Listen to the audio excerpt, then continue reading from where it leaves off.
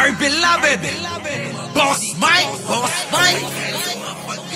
Cervera.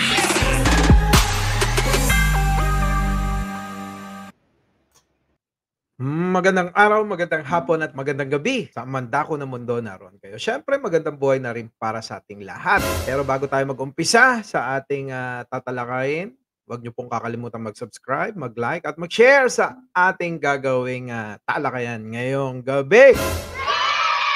Eto na ngayon mga boss, hindi pa rin tumitigil ang mga kritiko ng Pangulong Bongbong Marcos sa mga usapin patungkol nga dito sa pinapakalat nila na ano daw, may mga video daw na lumabas, na gumagamit daw ng droga ang ating Pangulong Bongbong Marcos, na hanggang sa ngayon wala naman silang nilalabas na ebidensya. Ayun na nga mga boss, ang pinagtataka ng marami nga dito na sumusuporta kay Pangulong Bongbong Marcos, kasama na po ako do'n. Eh, ano ba ang intensyon ng mga nagpapakalat patungkol dito sa usapin nga na issue ng paggamit daw ng droga ni Pangulong Bongbong Marcos? Ang sinasabi ko mga kababayan, eto lagi kong tanong, kung merong ebidensya, kung meron kayong talagang video, bakit hindi niyo ilabas? At kung natatakot kayong ilabas, gano'n daw, gano'n yung lagi nilang sagot sa marami kasi tayong mga kaibigan na mga nasa kabila na sinasabi nila, may video daw. Puro daw, mga boss, eh. Ang hirap kasi na napanghawakan yung salitang daw. No, puro lang sabi lang, puro hearsay lang, na hindi naman tinatanggap kahit saan 'yan. Kahit pa sa kuwentuhan nating magkakaibigan hindi naman puwedeng tanggapin 'yan. So ang tawag diyan, tsismis. Kung tsismis 'yan, ano ba 'yan, propaganda niyo ba 'yan? Para sirain ang magandang ginagawang performance, napakagandang performance ng ating Pangulong Bongbong Marcos? Mga kababayan, nakikita naman natin at nakabantay naman tayo, maging kayo, nakabantay sa ginagawa ng ating pangulo. Pero etong mga tao na 'to, etong mga tao na hindi pa rin tumitigil, hindi pa rin nagsasalita, walang ginawa kundi magsalita ng magsalita. Pero hindi nagsasalita sa may ebidensya, sa may makikita sila na dapat na tuligsain, tulad nga ng issue ni Sara Duterte sa confidential fund. Ayan na ang ebidensya, ayan na nagpapatunay, ginamit sa isang araw lang, pero hindi nila tinutuligsa. So alam niyo mga kababayan, ito'y pagliliko sa mga issue na dapat na ipukol, sa dapat na kini-question kay pangalawang pangulo VP Sara. Eto nga kay Sara Duterte na issue na hanggang ngayon wala pa ring sagot.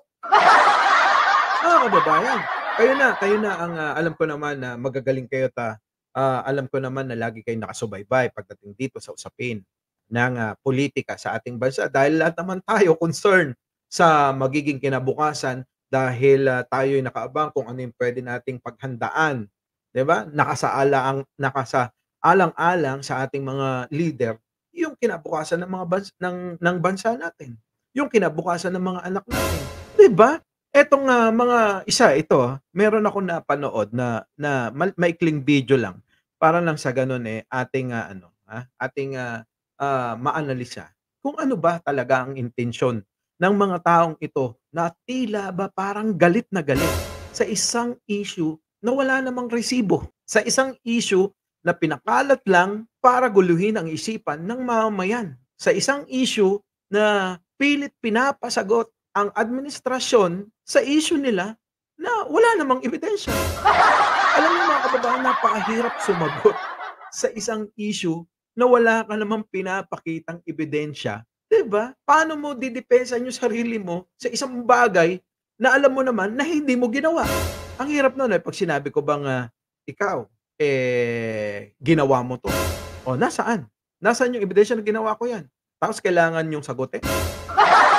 Kababayan naman, ang hirap-hirap ng gano'n. "Ay, sagutin mo kasi eto yung kumakalat, eto yung kumakalat na tsismis na ganito ka raw, ganyan ka raw." ang hirap nasaan? Paano mo sasagutin yon? 'Di ba? Alam mo minsan alam niyo naniniwala ako, etong, paggamit na video daw ng, pulburon o kung ano man ang tawag nila diyan mga kababayan, isang malaking, liliko ng mga issue na pinupukol kay Sara Duterte. Dahil kung inyo namang makikita, inyo naman silang mapapanood lagi, hindi naman nila binabatikos si VP Sara. Ano ba 'yan? Ah Ito bang mga taong ito ay mga binayaran para guluhin, para iliko itong mga issue na dapat ipukol dito sa mga Duterte? Mga kababayan naman, minsan, sabi ko nga, mag-isip-isip naman tayo kung ano yung dapat nating pinapaniwalaan at hindi. Eto na nga, panoorin na nga natin. Yung maliit na tao, yung taga-baryo o taga-squatter area o kahit sino, kahit nga sa syudad, pag ikaw na suspecha, may kwento na ikaw nagdodroga, tukhang, bakit? Mga kababayan, narinig ninyo. Pagka daw ikaw ay taga-baryo, taga-syudad o kung taga saan ka man. Kapag ka may kwento daw, kapag ka may suspecha daw, o ang ginagawa diyan, tukhang. Yan mga kababayan, yung panahon ni Pangulong Duterte. Kaya nga maraming question ngayon. Kaya nga maraming kaso ngayon na iniimbestigahan patungkol dyan sa tokhang-tokhang na yan. Sa mga kababayan natin, yan po yung extrajudicial killing ni dating Pangulong Duterte. Kaya nga ang dami ho ngayon ang mga nagsasabi na marami dyan ang naging biktima na wala namang kinalaman. So ibig sabihin, inaamin niya na rin, no? Inaamin na rin netong si Kuya na totoo nga na tinutukhang nila yung mga taong hindi pa napapatunayan, wala pang ebidensya, kundi puro sinabi lang, suspecha lang na gumagamit ng droga. Isipin niyo mga kababayan, pag-amin na ito, 'di ba? Pag-amin na ito na sinasabi pa niya na kung yung mga maliliit daw nating mga kababayan inatutukhang, dapat daw, yung leader din. Kahit ano pang posisyon niya, kahit maging ang presidente, kailangan tukhangin. Mga kababayan naman, parang napakalabo namang pangangatwiran nun. Diba? Yung presidente hindi tinutukhang. Why? Nakukurap na yung agency. Nakukurap na walang maglakas ng loob, itukhang. Kung ako lang itutukhang ko yan kasi katangahan Paano kung itutukhang ngayon nga yung ayaw ng mga tao? Hindi nyo pa napapatunayan, hindi nyo pa wala pa kayong pruweba, tutukhangin nyo na. Na kapagka nagkaroon ng mga bagay-bagay na eto na mga kababayan. Eto nga yung naabuso ng mga ibang pasintabi sa panahon ni Pangulong Duterte sa mga kapulisan natin. Na dito na nga papasok na naman tayo sa maraming ang biktima na di umano'y hindi nga naman talaga sila involved sa droga, kundi na pagkamalan lang. So ngayon, mga kababayan, sa tingin ninyo, dahil may nagsabi lang na nagdodroga ang ating Pangulo, nagpupulburong ang ating Pangulo, tukhangin na agad? Nasaan naman yung isa nabobobohan talaga ako sa iba nating mga kababayan sa totoo lang. 'Di ba? Isipin ninyo, tutukhangin daw ni Kuya ang Pangulo kung siya lang daw ang masusunod. Na walang ebidensya. Na wala man lang kahit na anong patunay. Ewan ko ba dito sa mga sa mga tawag dito, mga tagasunod ng dating Pangulo, kaya ba sila ganyan? Sobra silang nasasaktan sa katotohanan na malapit nang lumabas yung yung magiging desisyon ng ICC. Ewan ko. Minsan sasakit na lang yung ulo ninyo sa kakaisip dahil sa ginagawa ng mga ito Kasi you're talking of the highest position in the land na inalay natin yung buhay natin ngayon at buhay ng mga anak natin, yung pamilya natin. Hindi pwedeng ganon. Inalay daw natin ang ating inaalay na kinabukasan, buhay ng mga anak natin. Pero yung mga pamilya, yung mga anak, yung mga magulang na nawalan ng anak nung panahon ng madugo na extrajudicial killing na nagiging issue ngayon ng dating administrasyon. Okay lang 'yun. Kasi naman merong ordinansa na tukhangin ang mga tao na pagsususpetsahan.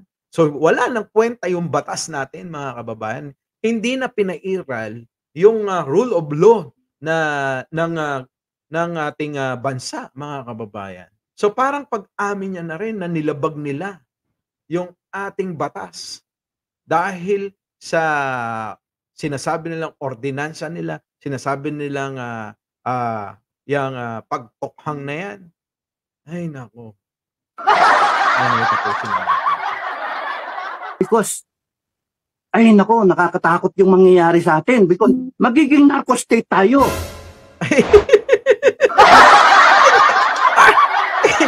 Di ba ilang beses nga na-issue ang Pangulong Duterte, ang dating Pangulong Duterte, sa mga droga-droga na yan, sa pagpapatakas ng mga big-time drug lords na yan. Diba? Ang daming mga pinatakas na mga big-time drug lords na itong si dating Pangulong Duterte. Di ba dapat yun ang nakakatakot? At ngayon, mga kababayan, silipan ninyo, hanapin ninyo kung merong naging issue na may didikit, na may mga magpapatunay, tulad ng mga issue ni dating Pangulong Duterte, na may mga nagsasalita na sila mismo, yung saksi, yung nandoon sa krimen na nangyayari, tulad ng pagpapatay, tulad ng yaang mga droga-droga na yun. Ang daming nagsasabi na sila mismo ang magpapatunay na nandoon. At mapapanood nyo din naman. Di ba? Napapanood natin yun, mga kababayan. Itong sila Michael Yang. Na dapat, mga kababayan, kung yan ay inaksyonan ng panahon ng dating administrasyon. Mga kababayan, kung inaksyonan ng dating administrasyon na hulihin o imbestigahan itong taong tinuturo ng isang opisyal na si Asierto, na nagsasabi na involved nga itong si Michael Yang sa droga, di dapat hindi tayo nagkaroon ng issue dyan sa Parmali. Hindi kaya naman dahil kaibigan, malakas, o contributor ng iyong pagtakbo nung nakaraang halalan, kaya binibigyan ng pabor, mga kababayan. Alam naman natin yung ibang mga politician, di ba? Kapag ka nabigyan ng pabor o naging contributor o malaki yung naiambag ng pagtakbo mo, nabibigyan ng pabor. Sipin ninyo, di sana walang issue ng Parmali. Si Kuya medyo siguro katandaan o medyo nag-uulyanin na rin, kaya hindi niya rin naiisip kung ano na rin yung tama at mali. Yung presidente dapat ang lumalaban sa droga, hindi yung tumitira ng droga. Ayan, mga kababayan, nakita nyo, narinig ninyo. Kung siya lang daw, talagang ipapatukan niya yung presidente. Chismis nga Propaganda nyo lang yan. Pagliliko ninyo sa mga issue na binabato na hanggang ngayon walang kasagutan. Diba? Mga kababayan, napakadali lang isipin. Parang ano lang yan, Parang tinanong lang kayo ng 1+1. Ay, nako. Anyway, mga kababayan, muli, Mike Cervera po lagi nagsasabi, mahalin po natin ang ating kapwa, ipagdasal po natin lagi ang ating bansa. Magandang umaga, magandang hapon, at magandang gabi sa amantako ng mundo, naroon kayo. Siyempre, magandang buhay na rin para sa ating lahat. Our beloved Boss Mike Cervera.